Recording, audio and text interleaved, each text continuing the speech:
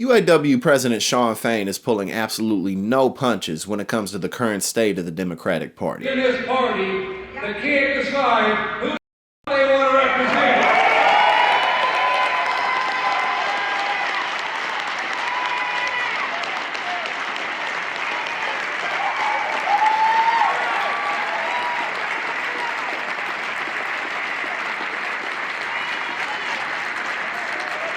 It is no small thing that the President of the United States said what is absolutely true. And Jake, we don't talk about this enough. And that is when you got three people on top who own more wealth than the bottom half of American society, 170 million people. You know what? That's oligarchy. When you have massive concentration of ownership in our economy, fewer and fewer corporations owning and controlling the economy, that's oligarchy. When you have more and more billionaires, whether it's Musk owning Twitter or Murdoch owning Fox, or other billionaires owning newspapers, that's oligarchy.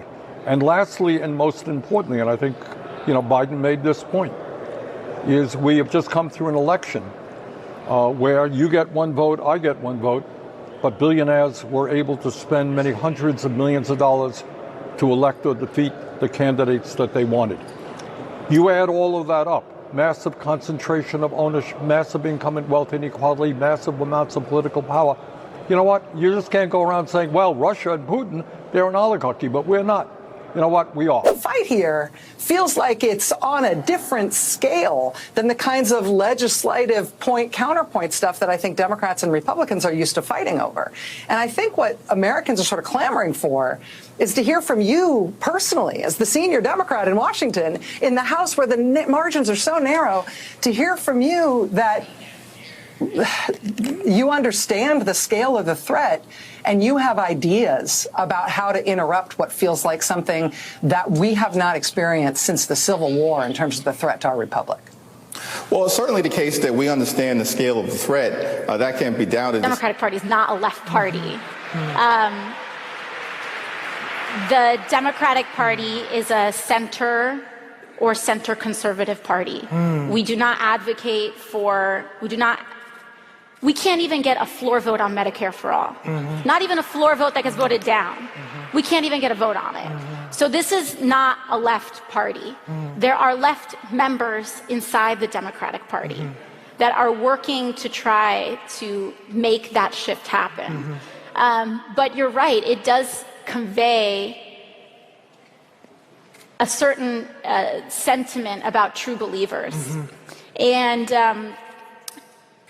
there are a lot of true believers in that we can capitalism our way out of poverty in the Democratic Party. If anything, that's probably the majority. Right. And that's an area in which I agree with Dr. King.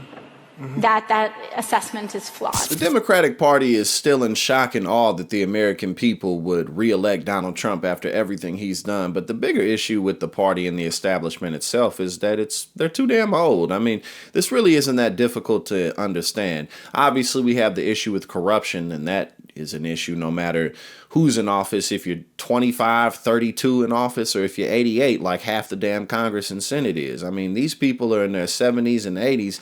There's not much new that we can expect from them. Even Bernie Sanders, as much as we all love him, he's in his 80s. He's not going to be around for that much longer on this earth, let alone in the Senate. So the good news and the silver lining for that is that a lot of new people have the opportunity to just flat out win these elections. The public sentiment for the Democratic Party is very low right now. And as I just pointed out, so many of these people either won't be running again or they're 75, so it'll just be easy to get them out.